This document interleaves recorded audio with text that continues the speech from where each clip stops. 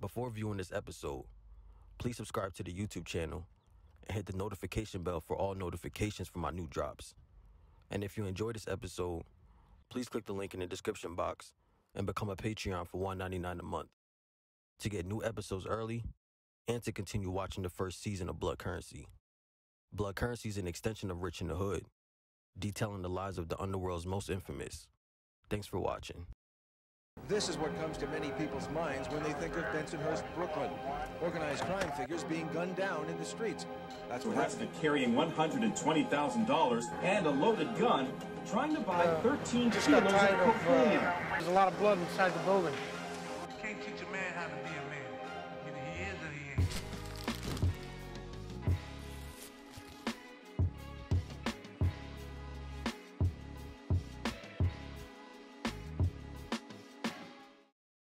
Rich in the Hood Season 2. That's how it all started. Shawn Hartwell. Let's go. My father's name was Marvin Brown, and my mother's name was Marianne Hartwell. You know what I'm saying? So I kind of my father died when I was about 1 year old. Then my mother started dealing with this other man named George Coleman. George was a good man, you know what I'm saying, at that time. He was a good man, in and out of prison. But I say a good man is that he was good to us. Because he was in and out of prison, he wasn't a good person. Because back then, people was trying to live a certain way, and you grew up a certain way. You know what I'm saying? But me, I grew up with my mother. I grew up with my sister, but most of the times with my uncles and them. You know what I'm saying? So back then, my grandmother was the best person I ever had. My grandmother, I'm a grandmother's baby. I'm one of them kids that grandmothers love. I'm one of them. And my grandmother did what she could do for me every time she could. And she tried to keep me out of trouble much as possible. But when you get in the streets, you have a certain type of way that you're going to see life.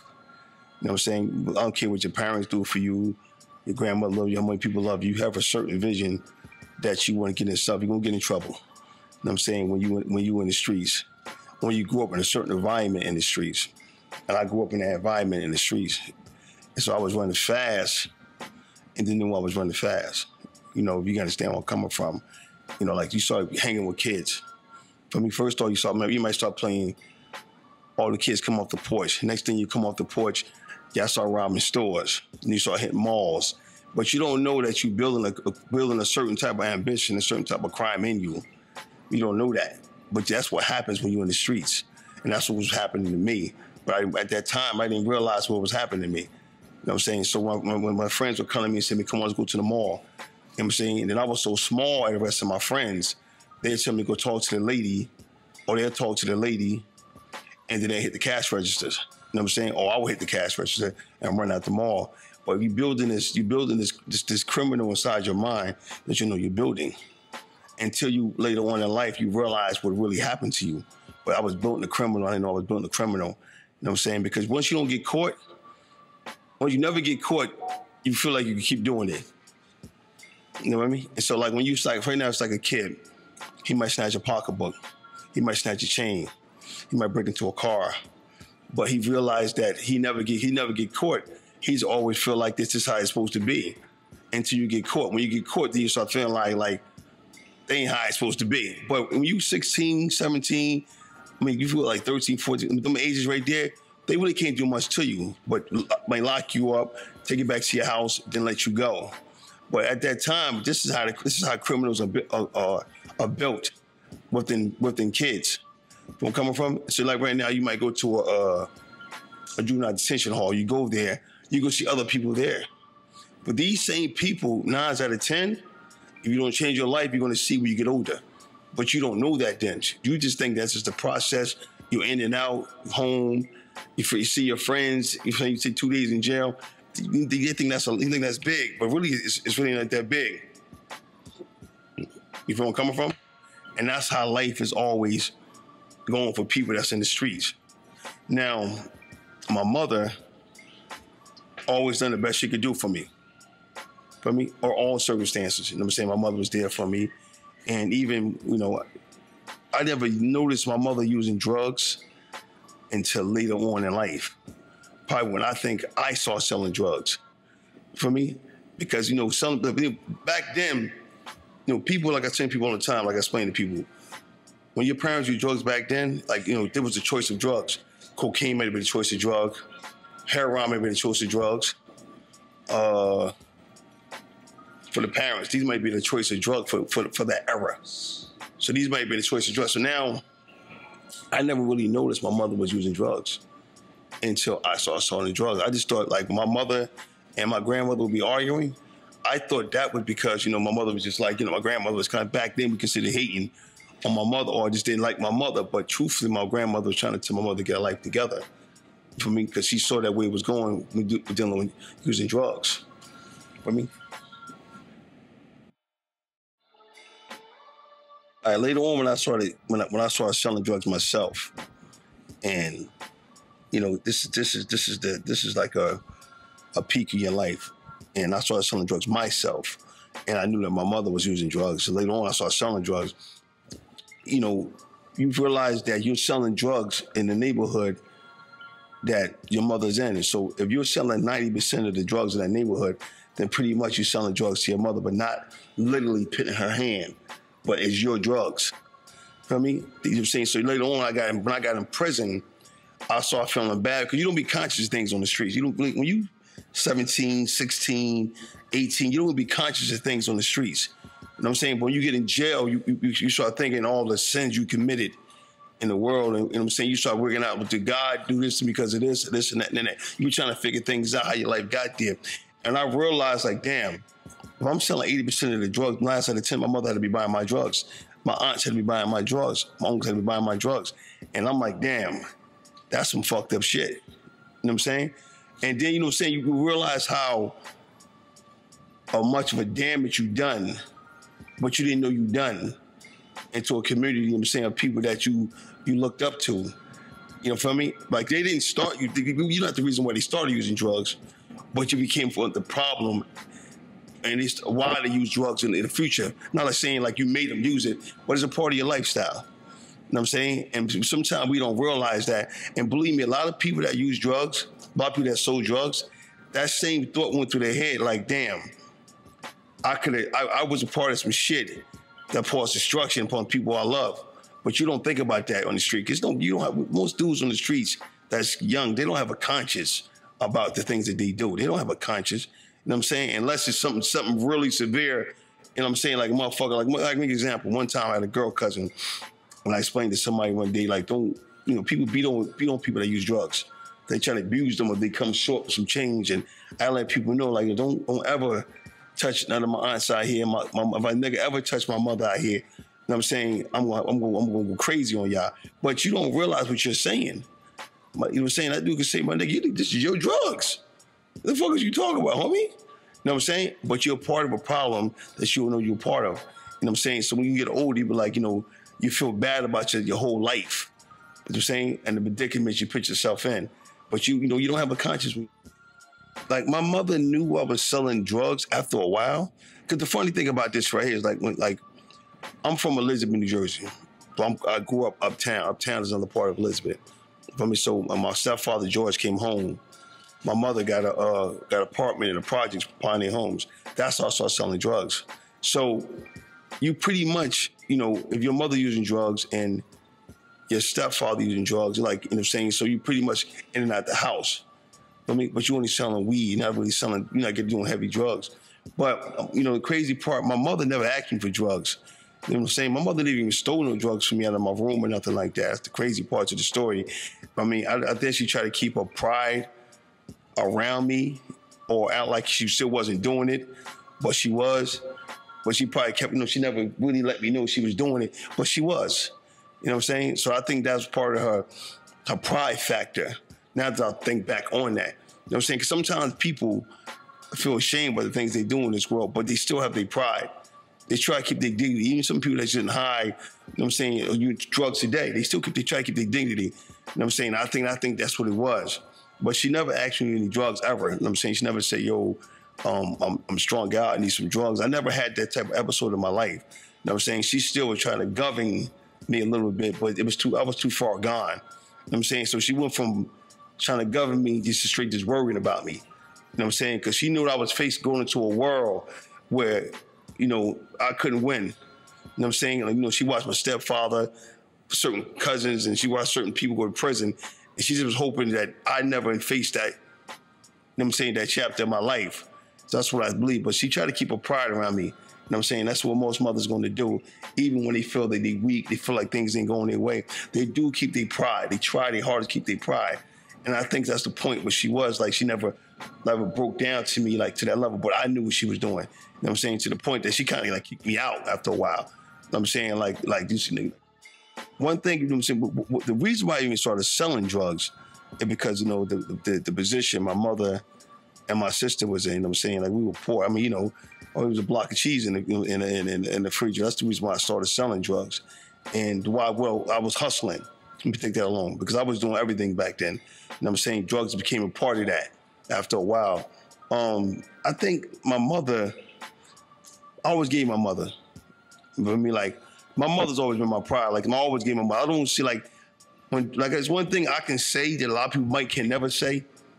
I never disrespected my mother. You know what I'm saying? I never talked to her crazy. You know what I'm saying? Some people probably never could say that, but I always give my mother respect, even when she was in her worst predicament. This is still my mother at the end of the day. And that's how I looked at it. You know what I'm saying? When I really thought I was like a little man in the house after a while. You know what I'm saying? That's how I felt about my life. You know what I'm saying? But my mother never wanted for anything. To this day, she didn't want for nothing. My mother, ever. You know what I'm saying? Once I got into the game, I wouldn't just straight give her money all the time. I would give it to my sister. I would come in the house, leave some under the pillow. Where coming from, so she said, I don't know, just to make her feel better. Sometimes she wouldn't see me for a week. I might come to my sister, come in the house, she's not there, slide something under the pillow. My sister might be there, give me some money, and I'll leave. You know what I'm saying? But I believe any hustler that's in the game, like, or anyone, you're supposed to take care of your family. I think that's one of the number one rules of hustling. You know what I'm saying? Is to take care of your family and make sure that people, in your household who you grew up is right. And that's all I always felt like that. My grandmother taught me. And my grandmother, I'm saying, so, my mother was locked up. My mother, I got locked up. So, her and my stepfather. So, my mother called my grandmother and said, I'm locked up. It's like 2, 3 in the morning. My grandmother gets something, come get us, middle of the night. Feel like, this is type of love that my grandmother had. And she could have said, well, I ain't coming down here right now. She left, she called my uncle, said, let's go get them, and brought us back home to our house. My grandmother nurtured me more than anybody. You know what I'm saying? Like, she nurtured me. She taught me a lot of things about life in general. What I'm saying? Like, just little things to watch out for. You know what I'm saying? And keep me focused. You know what I'm saying? But, my grandmother was like, that love is different, man. Like, you know what I'm saying? Like, my grandmother, when I was in prison, this lady sent me $50 every birthday, every Christmas for 20 years. If I didn't get a card from nobody else in this world, I knew I would get a card from her for my birthday and Christmas every year. She sent me money, whatever, but I didn't even have to ask her. You know what I'm saying? But she would send me a birthday card for 20 years straight. And she told me, you know what I'm saying, when I walk out of jail, she's going to be here when I walk out of jail. You know what I'm saying? So, that was my scariest fear, if ever, that my grandmother would pass away while I was in jail, because I really wanted to see her again. You feel me? And, like, my grandmother, bond was so tight that when I did come home, she explained to me, like, both her sons was passed away. She said, both of my sons passed away, and, I just need to, I know you like the streets, I know you like to play in the game. She told me, I know you like to play in the streets, but what I want you to do, I need you to carry me off this earth. And I can never understood what she mean. I said, she's like, because my sons ain't here. So I need you on the streets. Don't commit any more crimes, stay out of trouble. So she stayed, by 5 years, she passed away of cancer, and I carried her off this earth. That was a commitment that I gave her, and I felt good. That's the only thing, anything she done for me in the world, all she asked me to carry off this earth. And sometimes we forget that the people that be there for us, we forget the things that, saying there's the small things like that makes their life. It's not about money. For me, it's not about clothes. It's not about cars. She don't care about none of that. For me, all she cared when she left this earth, that I carry off this earth. For me, and sometimes we got to commit that to our parents. We commit that to our grandmas, our loved ones. And sometimes our friends might want that. But that's one of the greatest gifts that she ever gave me in life. Because that made me be a whole nother person. You know what I'm saying? To do something for someone that loved me unconditionally. All she asked me to do was to carry off this earth when she passed away. that made me more of a man, and it made me more stronger for many of my battles in the world. Like, but the street life, you know what I'm saying, it's difficult for me, because, you know, Bilal, when you talk about E-Port Posse, when you talk about Elizabeth, when you talk about, you know, downtown, a lot of people have a lot of stories about Bilal, for me. But Bilal is one of the people that I met in the streets that love me unconditionally. You understand where I'm coming from? Like, you meet a lot of people in the streets, a lot of comrades, and it hurts when you lose a comrade in the streets to somebody getting killed, prison, whatever it may be. But Bilal loved me unconditionally. You know what I'm saying? Like, he never really wanted me to go to prison. For me, he was one of them friends that wanted to protect you and believe he could protect you, but he couldn't protect you from some of the shit that we already done. Like, prison, we were driving fast into a prison. We didn't even know we were driving fast to a prison. But Bilal always wanted the best for me. I remember one time, my stepfather and had hit my mother. So I came in the house and I saw my mother's face. I run to see Bilal. We go get Bilal. Me and Bilal sitting there talking. I'm like, yo, I'm gonna kill him, man. So Bilal said, cool. We can do it. Not a problem. Feel me? He said, but before we do it, I want you to know, this is gonna hurt your mother more than it's gonna hurt you. Feel me? There's other ways to do it. You can go talk to him.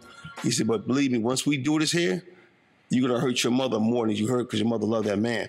Now, another friend wouldn't have told you that. Another friend just would have said, come on, let's go do it. For me, he was one of them friends that wanted to see you progress and didn't teach you about life, how to, you know what I'm saying, to deal with life and deal with problems.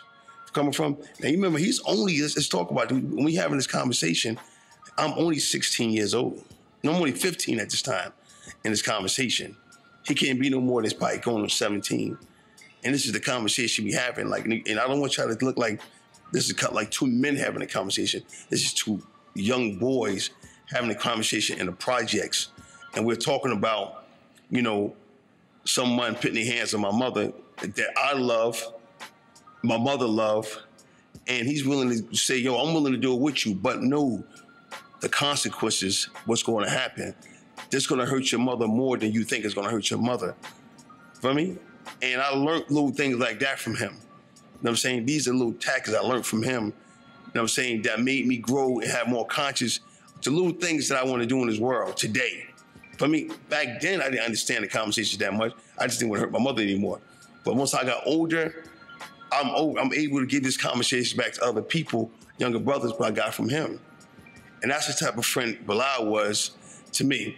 And this crazy part about Bilal, I mean, one day we sitting in the projects on the circle, me and him, we had these one-on-one conversations, and he said to me, we're doing good in the streets, cars, money. We sitting, safe after safe, full to the rim. We're doing good. And he said, Shawn, why do we sell drugs?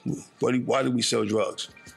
I'm telling him, like, you know, I guess Bilal to be fly with jury, you know what I'm saying? Like, we fly, man. You know what I'm saying? You know, we you know, the life. You know what I'm saying? I'm trying to come up with a slick saying, you know what I'm saying, a swabby word to back then and tell him why we selling drugs. He said, ain't why we sell drugs. We selling drugs because we don't want our kids to grow up to be like us. We doing all this because we don't want them to be like us. For me, but remember, I'm telling you this conversation again, this is only a 17-year-old kid having a conversation with a kid younger than him. And people don't understand that these are deep conversations we'll be having. Why did we sell drugs? He didn't want our kids to be like us. Like, you know what I'm saying? Like, he wasn't preaching like, yo, we're gonna sell drugs forever. Like, I'm telling him, like, I'm gonna sell drugs forever. I'm getting money forever. He's preaching like, you know, we trying to get out this game. You know what I'm saying? We want to change, you know what I'm saying, the narrative, but he wasn't using the word narrative. Feel me? He was saying, I want to change the concepts, but we wasn't using these words back then. But that's what he was trying to change for me and others. And I think that helped me a lot going into my future. These little conversations one-on-one that we will be having, you know what I'm saying, amongst two brothers that bonded in the streets. what I'm saying, that had love for each other. And that's what Bilal was about. For me, and he didn't have this conversation, he didn't have it just with me, he had it with several other people too. You know what I'm saying? So that's why he had an effect on our lives. I'm saying, like, we would have went all out for him to the end. You know what I'm saying? And some of us did go out to the end for him. But because it was the love and the passion that he had for friendship, his thing was, one shine, we all shine. One get money, we all get money. Feel me? It's like the Navy. We don't leave no one behind. We all fly. And that's the concept that he had for us. And that was that's when people say, some people would say, Bilal, you know what I'm saying? They say you was Bilal's son. They'll say they call you Bilal Prince. They call you, I don't care what they call me. Feel me? When it comes to someone loving me, I'll take the attribute. You want to call me Little Bilal, you want to call him what's the name, whatever name you want to call me after him, but I'll take that because he loved me from the heart, the soul, you know what I'm saying? And he loved a lot of us like that. So that's why when people mention him, they don't understand why we have that passion for him. For me, because he loved us. You know what I mean? And he wanted the best for us. So when somebody say, today they can say, you Bilal's son, I'm still gonna say, yeah, I'm gonna big him up to forever. You know what I'm saying? You have to give them props to him. For me, because he loved me for that moment, from them words, for that youthful thoughts. He had wasn't just a friendship, it was a brotherhood, you know what I'm saying, amongst us. And he loved me, not just me, everybody else the same way. For me? And probably I got a little more because I started with him, but he cared for Bilal. The funny thing about life, and, I sit back and Bilal couldn't sell drugs. You know what I'm saying? Like his family, when him selling drugs, his family was against that. And, this is a new era back then. Kids just started selling drugs. And like we became a part of that new era. So everybody was scared of Bilal, you know what I'm saying? Because he could fight. So one day he come to my house. It's funny. He come to my house. When he comes to my house, he says to me, he knocks on my door. I'm in the house. And when he gets to the house, he says, hold up. One funny thing about Bilal, right? Ready? Funny about Bilal, he couldn't sell drugs.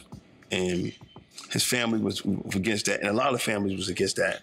But like I explained to you before, I had a little more leeway to other people. So when Bilal came to my house, my sister was like, Bilal at the door. So I come in the hallway. He telling me, this guy, he had a vision.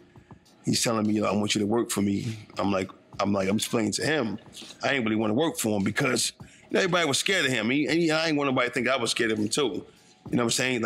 I'm selling for him because, everybody was scared of him. And he convinced me, he said, listen to me, man. He said, you work, help me blow up. And we're gonna be the biggest thing ever. He started telling me how much jewelry we're gonna have, what clothes we're gonna have, and what cars we're gonna have, and all type of things we're gonna have. And, after a while, he said, and I got your back out here. So I said, cool. We see, I said, well, I see how it worked. For me, we might have had $200. So I might started with.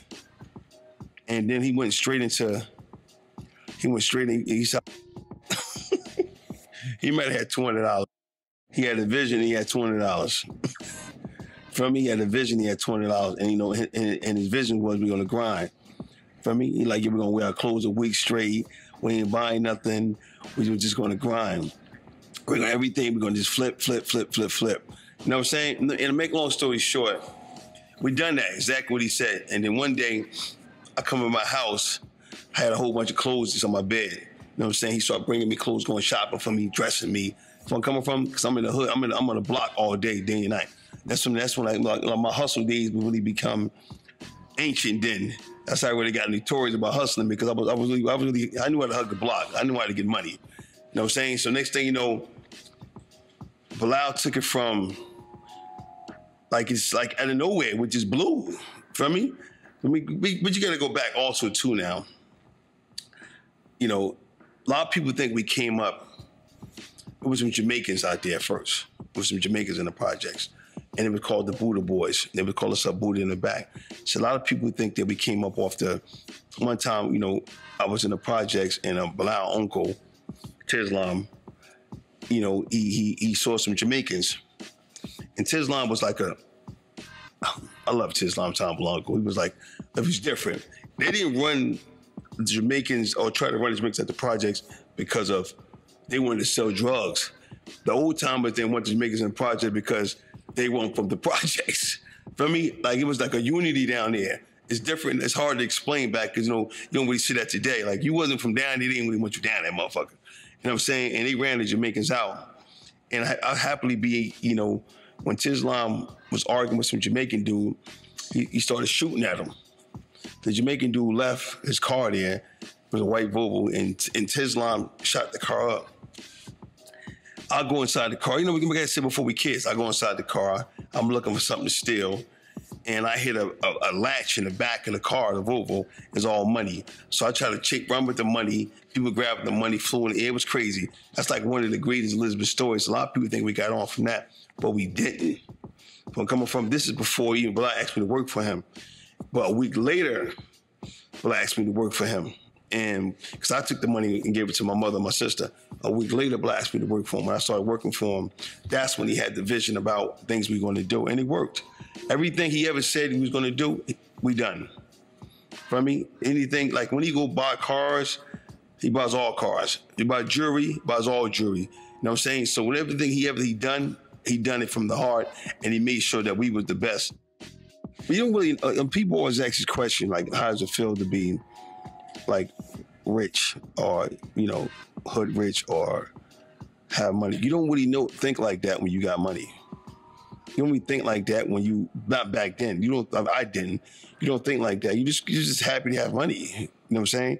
You don't know, like, so right now we got $1 million in the house. You don't say to yourself, y'all got $1 million in the house. Don't come from, you just hustling and selling drugs every day. So you don't look at life like that. You know what I'm saying? Like, yo, I'm rich, you bragging. It's not like that when you growing up, you know what I'm saying, in a certain type of hood or a certain type of way. I mean, today, because of the gram, and today, because of social media, dudes brag about that, but you didn't really brag about that when you was a kid. Like, you know, so this is why sometimes you raise somebody's house and they have $1 million in the house. See, I raised somebody back in the day, they have $2 million in the house because they just get money to put it up. You know what I'm saying? They didn't put it up because they're saying you're gonna put it up for a rainy day. You don't really believe never a rainy day gonna come. You know what I'm saying? It's just money you're coming in and you're acquiring it, you're just stashing everywhere because you can't use it for nothing. I mean, what do you, at 16, 17 years old, only thing you do is go buy a car, buy a chain. For me, there's no such thing as credit. But don't too many people know about credit in 88, 89. And for me, like, we didn't even know about property back then. You know what I'm saying? All we know about is getting money, pinning it up, shopping, and going back to the block. You know what I'm saying? So sometimes people don't understand when they say you go from rags to riches. You're still in rags mentally, but you don't know that. For me, just the money is there. For me, until the feds come take your shit and you get in jail and you read a book, and you're like, damn, I really had $1 million. You know what I'm saying? So, and that's what happened to me later on in life. I said, damn, we really had millions of dollars. Like we were sitting on that at that age. So sometimes when you tell stories about different hustlers, right? And I always tell people this right here. You can tell a story about Big Meech, or you can tell a story about Peter Shue, or you tell a story about Ronnie Bump. Look at the age bracket on these guys, and then you tell a story about us, you'll be thinking that we're in the same age bracket, but we're not. So when you hear these stories about any of us, we're really kids. For me, at 17 years old, 18, we had $1 million. For me, and so it's hard to, so when we come to jail, we all walk the same track together, but really, we really was really like kids with this much power. You know what I'm saying? You got people that would kill for you, for me, because of money. You know what I'm saying? You got a little dude, you get a little $5 now, he took your head off because of money. So that's power. So when you got that much power at that age, like, it can confuse you sometimes, and sometimes it can make you nasty. I've seen kids like that, you know what I'm saying, become straight, couldn't count. Can't even add in school, read or write. feel me? But can count money. Feel me? And I've seen some kids like that, and they turn into cold-blooded killers because of money. Feel me? And they start making them a different person, but you only a kid. So most people that, like, you see them catch on them bodies and they were kids going into becoming adults, so they got away with a lot of shit. But money messes your head up, and you don't know what's messing your head up. For me, so that's why I'm supposed to say you go from rags to riches, but really, you're still mentally broke because you don't know what to do with the money. You feel me? Besides kill, shop, you feel me? And then you become angry. For me, and I saw a lot of people in the hood become angry. Some dudes that shouldn't have been killers became killers. Like I tell people all the time, when dudes start getting money, they don't wake up a killer. You ain't born like that. Something happened, it turns you into that. And the next time people say, yo, he's a cold-blooded killer, or he gets rich and he was poor, and now no. Something happened and brought that person into that frame of mind. I mean, but getting money is one thing, you know what I'm saying, but you're still poor. You be in the hood with $1 million, you never left the block. What's the weight on that? I mean, and people don't understand that. And I didn't understand that until I got back in prison. So I got in prison, and you get a bunkie. He started telling he went this place, he went this place, and he's a little older than you. He got this done, he got this property, a little older than you. And you like, damn, had all that money, I ain't do shit with it. For me? And that's the fucked up part about life. For me, for the feds to give you 25, 30 years, and they probably knew the progress you could have done, but you never knew the progress you could have done because they didn't give you a chance to go to that level. So they took your heads off with a life sentence or 25 or 30 years. For me, then you come home, you're trying to get back into your mojo, and it's really hard to get back into your mojo because people think you're burnt out or they think you're crazy, and sometimes you are mentally burnt out. I remember reading this article by Akbar Prayer, right? And they said they gave Akbar Prayer life sentence. To us, Ak was like, top of the food chain to us. You know what I'm saying, in the streets. But, Ak was more like, sometimes you don't see yourself on another person's level. For me, you don't see yourself organized like that person's organized. You don't see yourself ever catching the charge like he catch. You know what I'm saying? Because he's older. So when you're a kid, you're like, damn. Like you 17 years old, you've been reading newspaper to get Akbar Prayer life, like, damn. So you're never thinking like one day you might be getting a life sentence, one day you might be facing 20 years. You don't think like that. You know what I'm saying? And back then, you really didn't give a damn. You know what I'm saying? Because like say if a person was going to jail back then, you felt like it was a part of a lifestyle. Like back then, I'm gonna be honest with you. I'm gonna be honest. Just the difference of generations back then. You had the 5%ers back then, and you had people that really believed watching TV, they were gangsters. Like watching these old James Cagney movies. You got people really believe in the lifestyle of being bad. Like going to jail was a part of the process in the hood back then. Feel me? And it would be girls that do biz with you, your girl going nowhere, your man with your girl down. Like this was a part of a lifestyle that you was a part of. So I'm saying, so you didn't look at it going to jail as I'm saying, like are they investigating me? Fuck it. Like one of my homeboys, right? His name was Rahid Waters. He's from Elizabeth. I remember he had like 5 cases.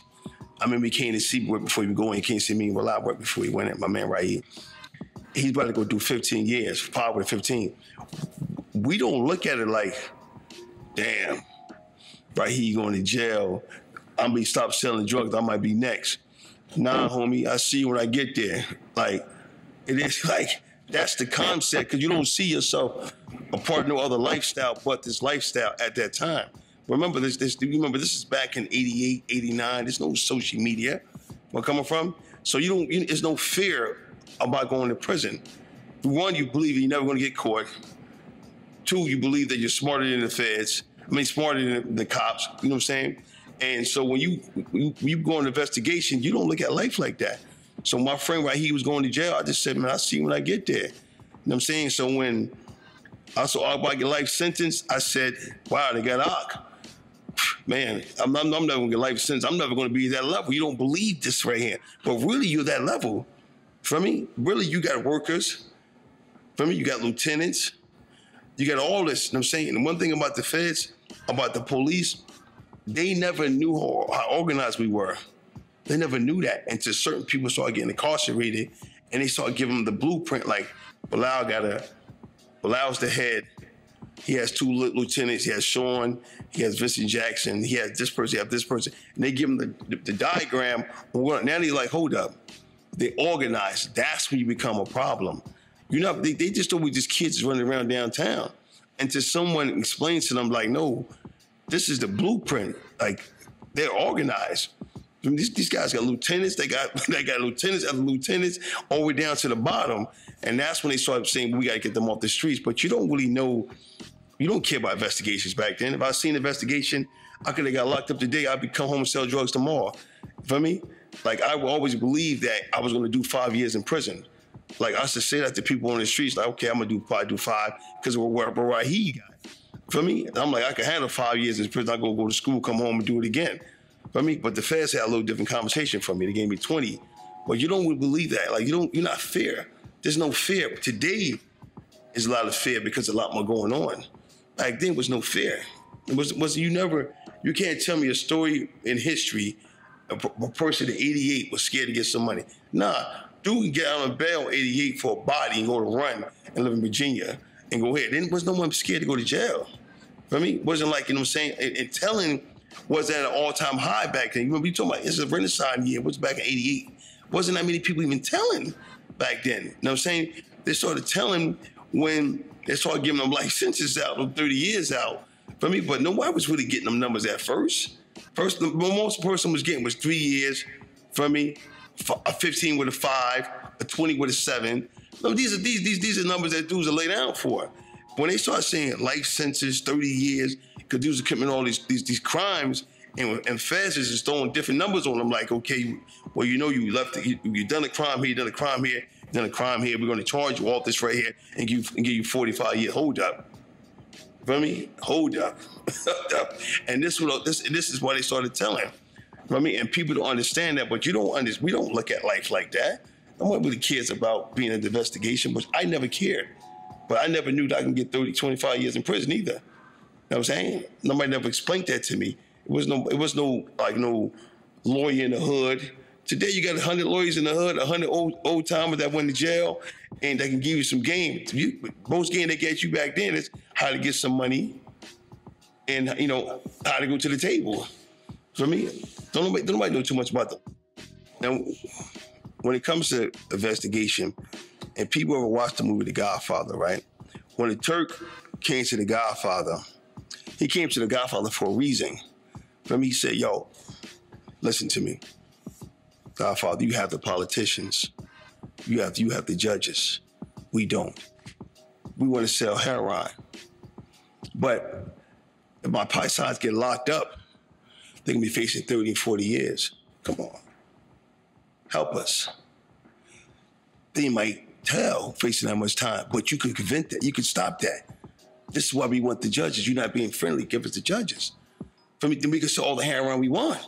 So the Godfather says to him, no, if my friends know I was part of a dirty drug, they cool with the prostitution, they cool with the gambling, they see drugs as a dirty hustle, they not want back me.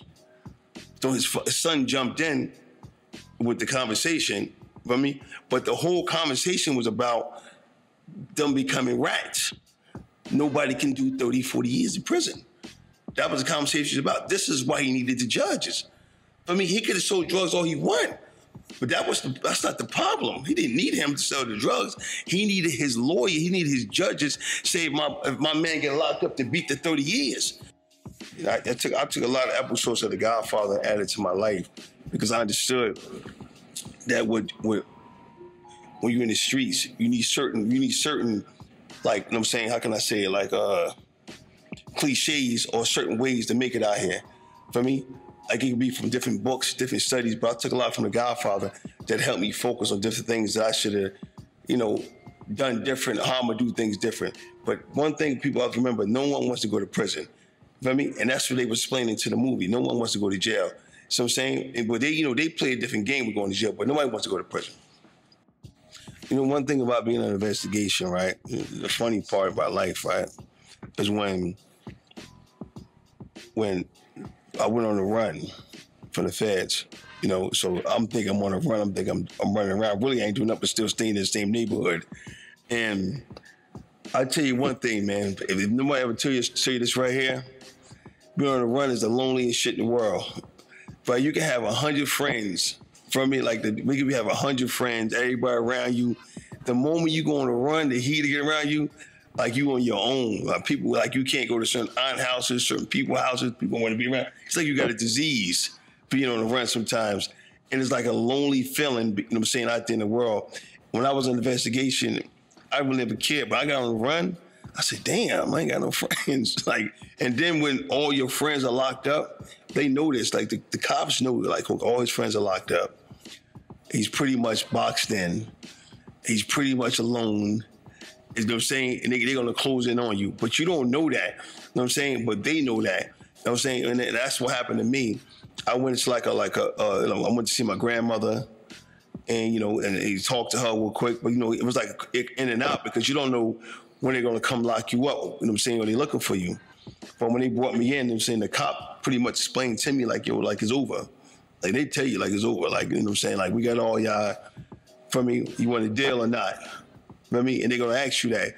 And they're going to ask you that again. When they say they're going to give you 20 years, they're going to give you 20 years. And a lot of young people be in the streets, you know, and they don't understand. Like, if you never sat in front of a person and, you know, and said they're going to give you 20, 30, 40, 50, a life sentence, for me, you really can't understand another nigga lifestyle. Or what he going through in these streets. A lot of people don't understand that. They'll judge you. You hear a person on the internet or, you know what I'm saying, criticizing a person, but you ever sat in front of that person and they tell you that you never coming home again in your life? Until you became that person, then you can have an opinion on certain people's lifestyles. You know what I'm saying? Because you don't know how it is to have a life sentence. You don't know how it is to have 25 years. You don't know how it is to have 10 years. For me, that's a lot of time off the streets too. 5 years, a lot of time on the streets. And you have people that never been in jail in their life have an opinion on people that have really been investigated and brought down. And my opinion is that, you know, sometimes people just, you know, they just stay in their own channels and they mind their business because they don't know what it's like.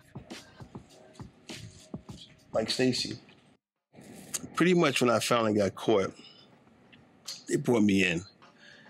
And Bilal was already in for doing a 20 with a, Bilal was doing a 20 with a 7 in the state on some other charges. For me, so when they brought me in, they superseded Bilal's indictment with my indictment and gave him another charge. So when I saw Bilal, they brought us in. You know, it was like, I ain't seen him in a while, you know what I'm saying, since the streets. And he's telling me like everything's gonna be all right, keep your head up. It ain't, you know, we might get an Oscar for this one, for me, but wherever it is, keep your head up. You know what I'm saying? So when I get up, like when I really got in there, they started explaining my charges, you know what I'm saying? We went from, because the state had us at first. So I'm still thinking at this time I'm only gonna get 5 years. And then I wrote my stepfather, he was in Raybrook. He was on a federal case in Raybrook. I wrote him, I said, yo, they give me a charge called 848. At this time, I barely can even read and write. You know what I'm saying? So I'm like, they're giving the charge called 848. They said they put the supersede indictment on me. My father sent me a letter back, whatever habit it is, keep your mouth closed. And, you know, whatever you're facing, keep your mouth closed. It's going to be all right. Feel me? So now, make a long story short, I'm in the feds. And my best friend, Vincent Jackson, he comes to me and tells me, listen to me, you can't beat him. There's no way you could beat him. Your name was on every piece of paper in here. My friend Vincent Jackson tell me. And Vincent, I love Vincent to death. And this is like my go-to guy so much. When I'm going through a lot, Vincent's like one of them best friends, right? You never see. And he doesn't come around. And when he do come around and tell me that he love me. You know what I'm saying? So we've been best friends when we was a kid, Vincent Jackson. So Vincent, you know, out of all of us, it comes to law, it comes a lot of things. Vincent's probably the smartest one out of all of us. You know what I'm saying? Like, out of all of us as a whole, from me at that time. So Vincent came to see me, was in law library. He said, yo, Shawn, take the 20 and run. I said, no, I can't do 20 years in prison, my nigga, you crazy. Like, so I'm feeling, he said, I'm going to trial. So I'm looking at him like, oh, you gonna go home? He tell me, he like, nah, you can't win, bro. You're gonna thank me later. You can't win. You know what I'm saying? But see, this is a friend It's not a selfish dude. This is a friend that loves you. This is Bilal's cousin, Vincent. And this is a friend that loves you unconditionally. You know what I'm saying? He wanted to see you do the best as well. So, make a long story short, I take the 20 years. I take the 20. It was the hardest thing in my life to sign that paper for 25 years in prison. The hardest thing in my life. So now I go to court. When I go to court, my mother wiping the coal out of my eyes. The courtroom's empty.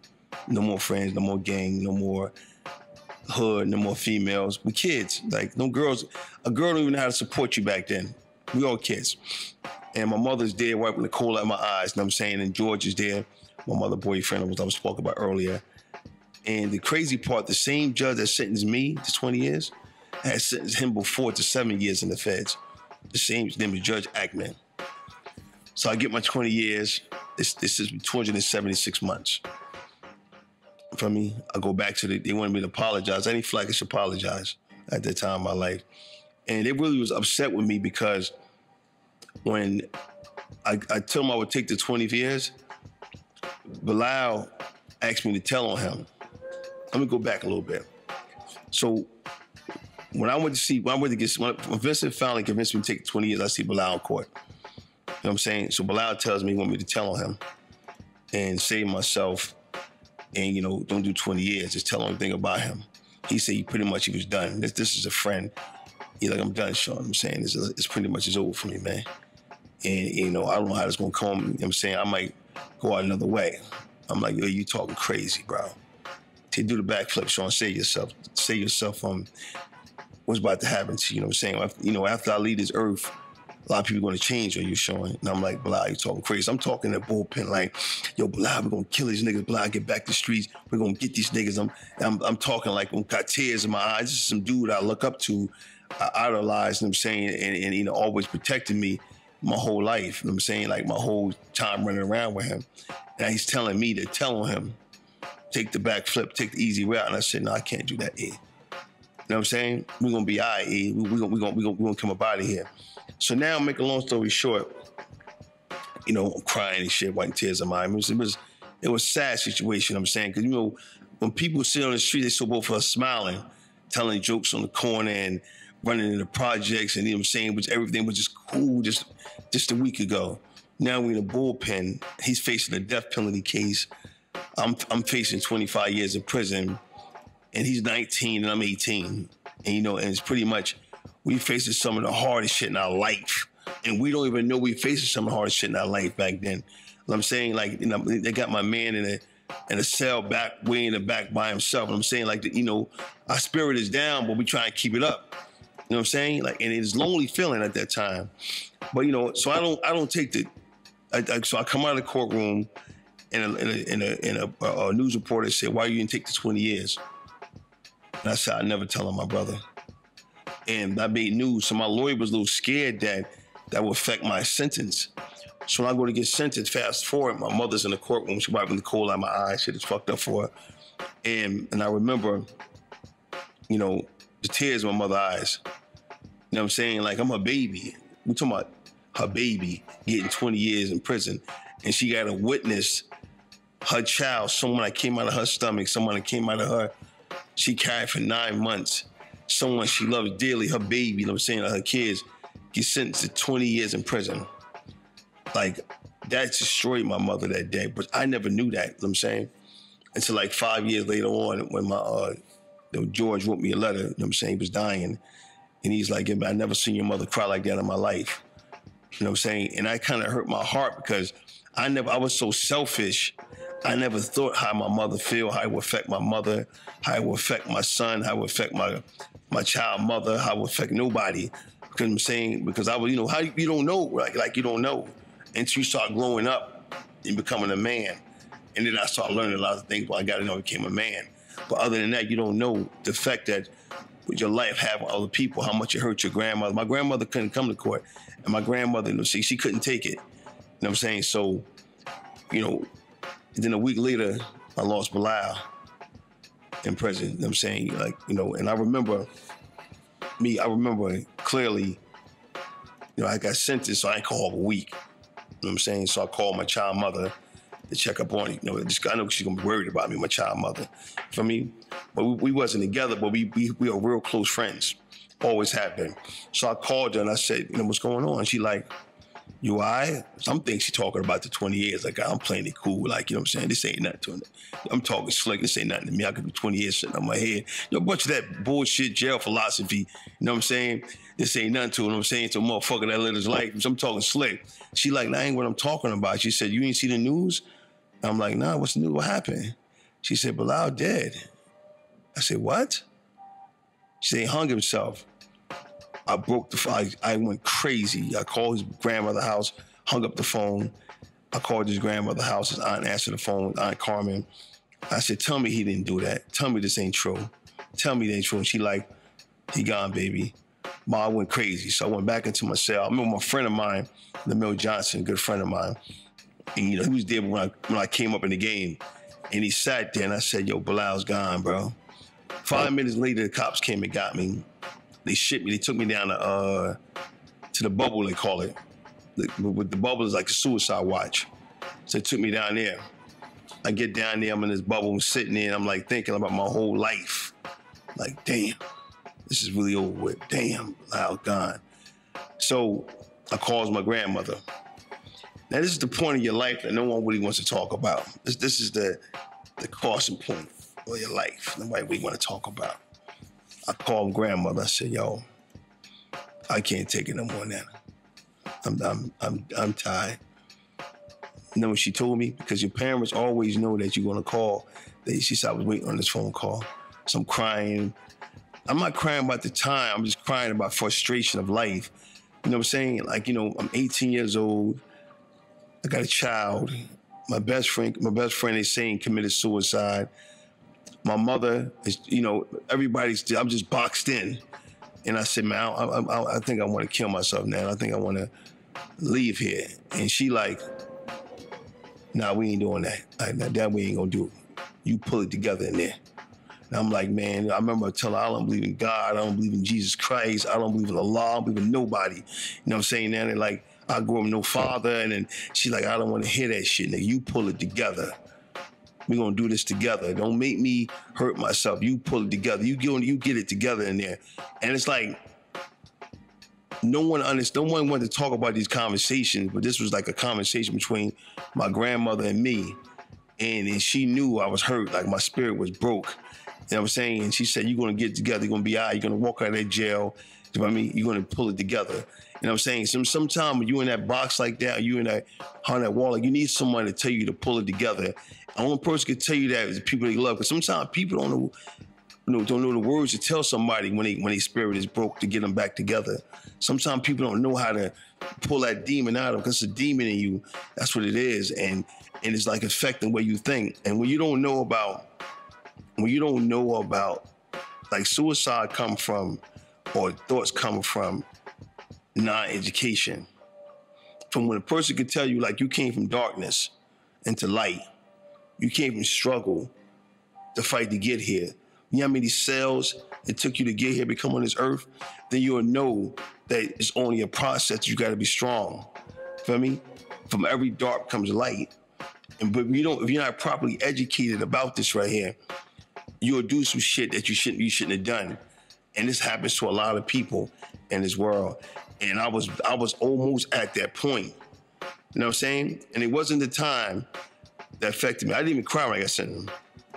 It was the effect of me losing my friends, me just being boxed in. And when you boxed in and there's no one to get that demon out of your mind, you start thinking crazy. You know what I'm saying? And I got up out of there. You know what I'm saying? Now, and you talking about, you know, and you know, a lot of things was against us, man. So, and we couldn't win. Like example, we New York Times. This is the biggest newspaper in the world back then, and they ran an article about some kids from Elizabeth, New Jersey, about how we practice in narco-terrorism. We take a community and pit it like. Bro, all the ships was against us, you know what I'm saying? And Michael Cherkoff, this is a dude that was head of Homeland Security later on in life. That was our prosecutor that was putting us in jail. We couldn't win. We couldn't. We was in a situation, but no one ever said, yo, these is only kids. You know what I mean? So when people tell these stories and they read this article, they're not reading the article saying, damn, these kids was just 17 years old, this investigation was about. You know what I'm saying? So Michael Cherkoff, you know, he done his dirty. You know what I'm saying? And they almost have a lot of us committed a lot of different things mentally that we shouldn't have committed. You know what I'm saying? And they didn't care. They didn't care about none of that.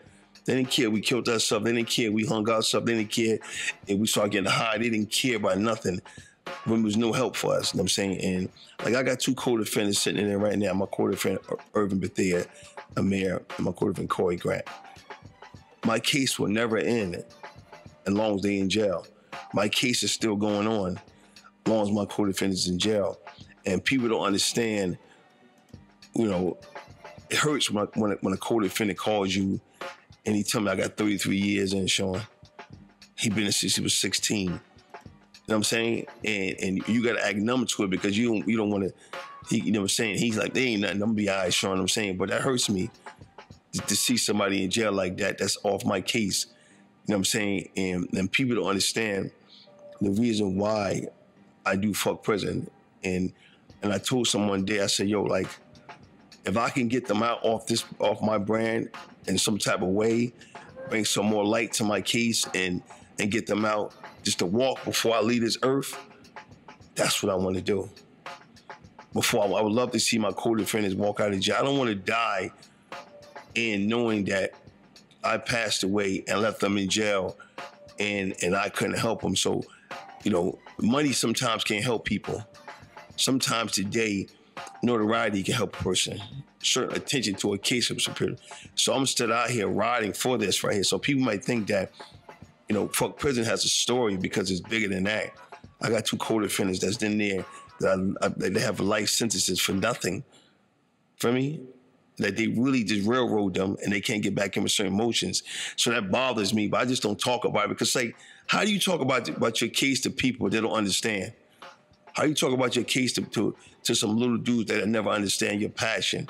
They just see me today the way I live, I smoke, whatever. I've hidden demons in me about people and things that I endured when I was a kid. And I'm saying, and that, you know, I want to see things change for certain people. You feel me? So I'm never going to give up on my co-defendants and where I love them and my passion for them saying keep people out of prison. I'm saying, like end of the day, like, who really want to see another brother in prison, whoever, what color they are, in prison? For me, that shit is like a danger zone mentally. And, you know, I thank God that I made it out. Which I'm saying ain't totally crazy. You know what I'm saying? I'm off a little bit, but not totally crazy. For me. But, you know, I lost some good friends in there, man. You know what I'm saying? In the games, a lot passed away. A lot died when I was away. For me, the streets take a toll on a lot of us. You know what I'm saying? And it's, you know, and we still trying to, you know, figure it out. But a lot of us are fucked up mentally.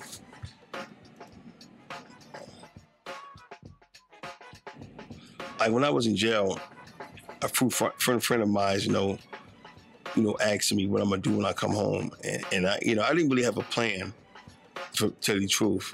And to one of my friends, they used to do parties. And he gave me the book to read about doing parties. My man Tone. I still got the book, matter of fact, at my house.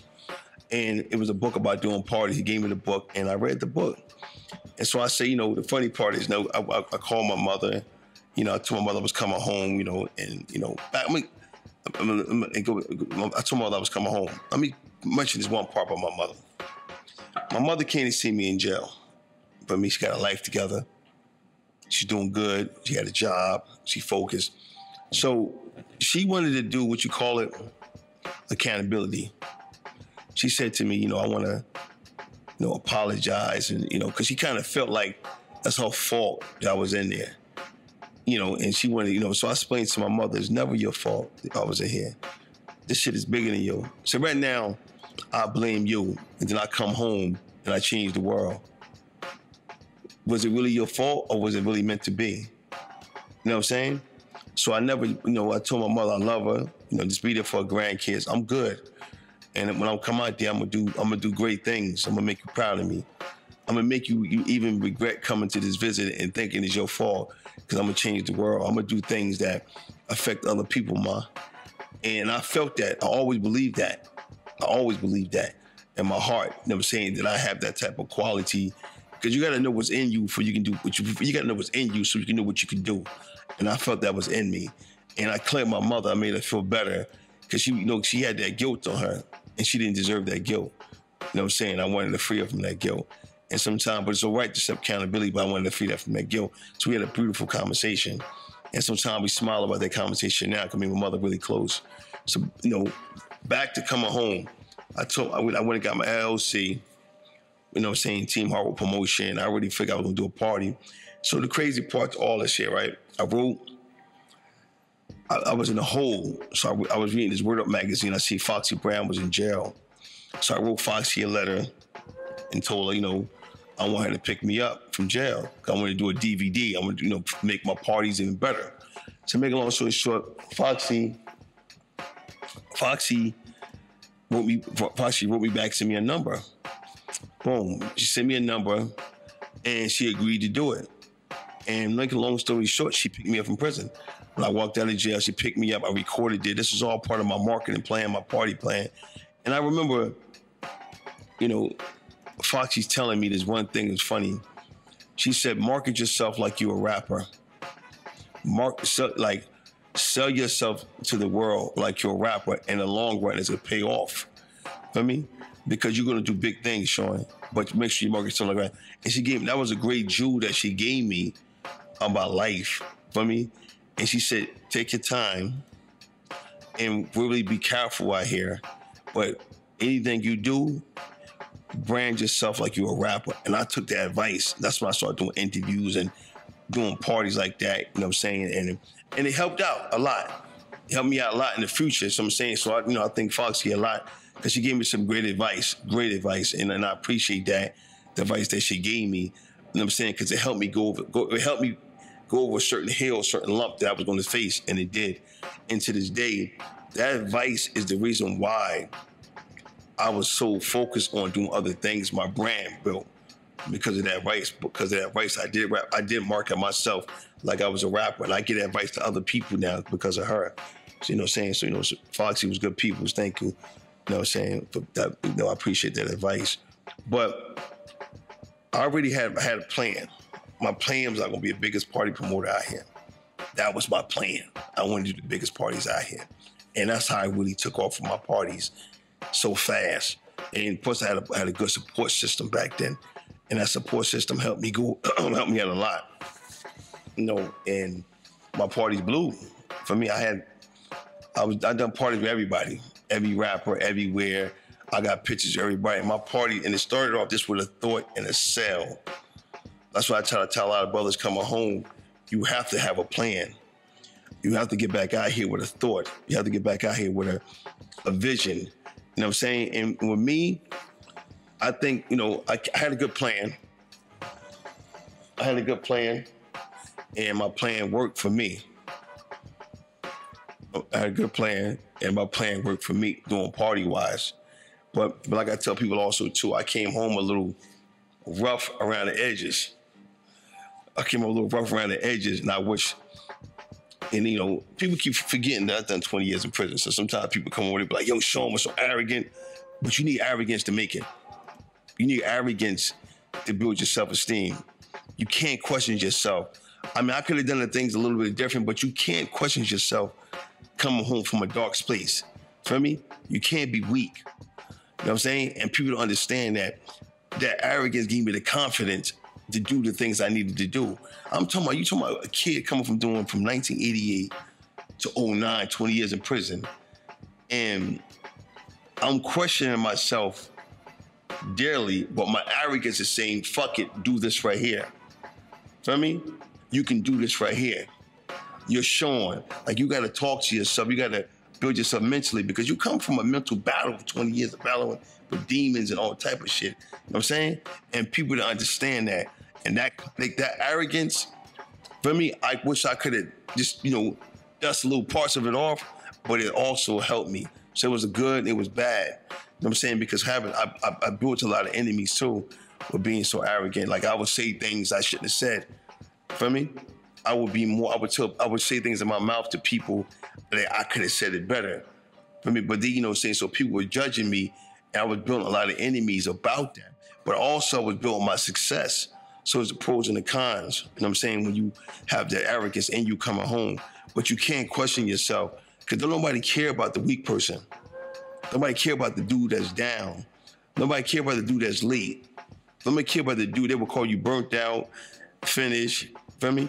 And I remember my quarter finish, my brother Vincent told me a long time ago, the 20 years only gonna count when you're successful. It won't even count. When you're successful, they're gonna say, it was getting money back then, it's getting money now. Then the 20 years will count.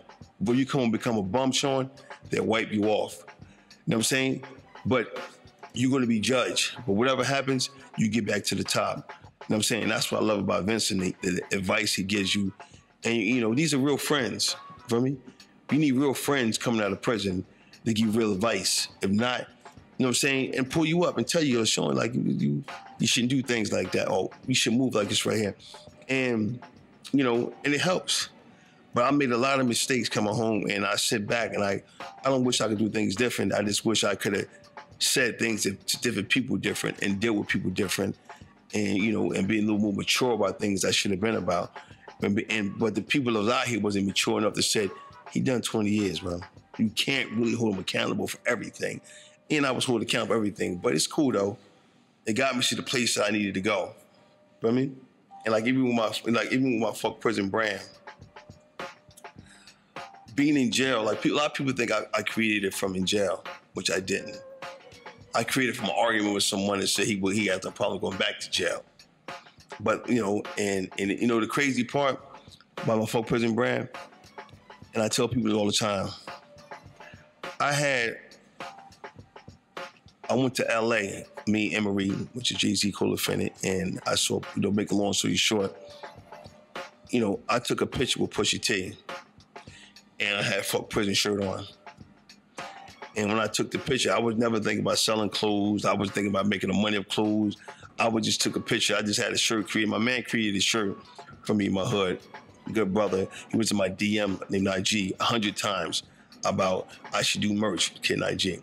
I never wanted to do merch. You know what I'm saying? So he made a shirt for me that says, who the fuck wanna go to prison? Right? So IG gives me the shirt. I take the shirt, I'm wearing it, but he's trying to convince me to sell merch. But my mind is not there selling merch. So now I take the shirt, and before I go to LA, I try to get another shirt made, so I just make it say fuck prison. I wear the shirt at LA. I take a picture with Pusha T. So it's me, Pusha T, Roddy Ricch. At this time, Roddy Ricch is on his rise there. I got the video. And Emery, Pusha T posted the picture.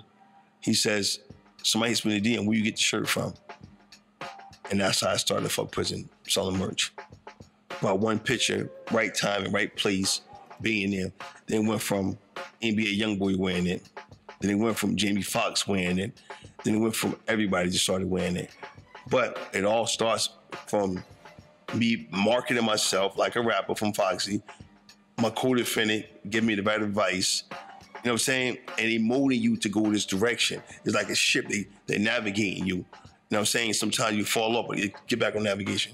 And that's what happened. This is how today my brand blew up. But it wasn't like some that I came up with, like yo, I'm in a prison cell and I saw the light coming through the cell and I said, no, it wasn't like that happened. Most of your success happens, most things you get successful come from the things that you think is gonna come from. Meaning like something you never thought of.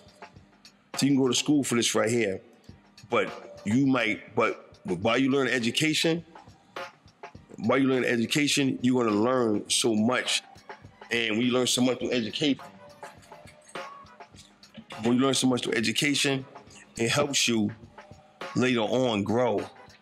So always read, always pick up things, always take the right advice, always take it in. Feel me? And so that when your success comes from somewhere you know where to come from, it's still a part of your education. And you can grow from right there. And that's how I learned my life. And this is how fuck prison grew for me. You know what I mean? and it goes all the way back to my case. Everything has a story for me, and everything I do has a story because it goes back to where you came from.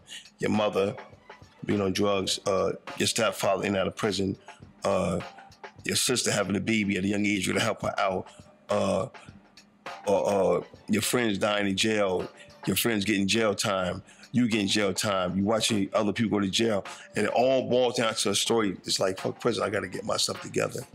So a lot of people understand I'm still getting myself together, and I'm over 50, and I'm still trying to figure it out. And life ain't gonna be easy for none of us that coming out of the penitentiary, us growing up in the hood, people judging us, you know what I'm saying? And we still gotta fight these battles. And the battles are always, as long as you don't give up, like somebody said, yo, Shawn, you still in the game, like you're still happy, because I still believe in the $1 million dream. I still believe that, like I told people the other day, this ain't my life. Everything I go through when I was in prison, that was a moment in my life. That's not my life prison.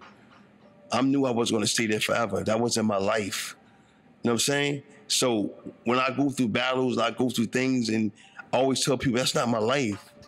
For me, I might die in Paris somewhere. This ain't my life.